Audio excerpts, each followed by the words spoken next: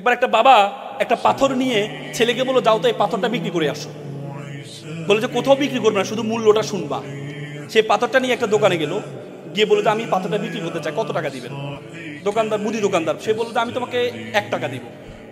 সে এসে বাবার কাছে বললো, বাবা এখানে তো 1 টাকা বলেছে। বলছে ঠিক আছে, তুমি ওই দোকানে যাও। সে পরবর্তীতে একটা এই দোকানে গিয়েছে, এই যেটা এই পুরাতন জিনিস যেখানে, সেখানে গিয়ে বলছে আমার কাছে একটা পাথর আছে, পুরনো পাথর। বলছে ঠিক আছে, পাথরটা আমি তোমাকে 100 টাকা দিব।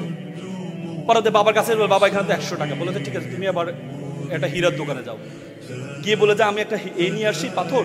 আমি বলেছে হ্যাঁ এটা তোমরা 1 লক্ষ টাকা দিব, তুমি আমাকে দাও। তো সে এসে, বাবা কেউ বললো 1 টাকা, কেউ বললো 100 টাকা, কেউ বললো 1 লক্ষ টাকা, কারণ কি? বাবা বলেছে যেটা যেখানে গুরুত্ব সেটা সেখানে সেল করতে হবে। সবাই তোমার এটা মূল্য বুঝবে না, সবাই তোমার এটা গুরুত্ব বুঝবে না। তুমি যেখানে যেটার মূল্য, তোমাকে সেখানে নিয়ে গেলেই এটার মূল্য কি হবে? বেড়ে যাবে। তোমাকে বুঝতে হবে যে তুমি কোথায় কি করবা, কোন অবস্থায় কি করবা, তোমাকে বুঝতে হবে। এই যে understand the pulse of the people.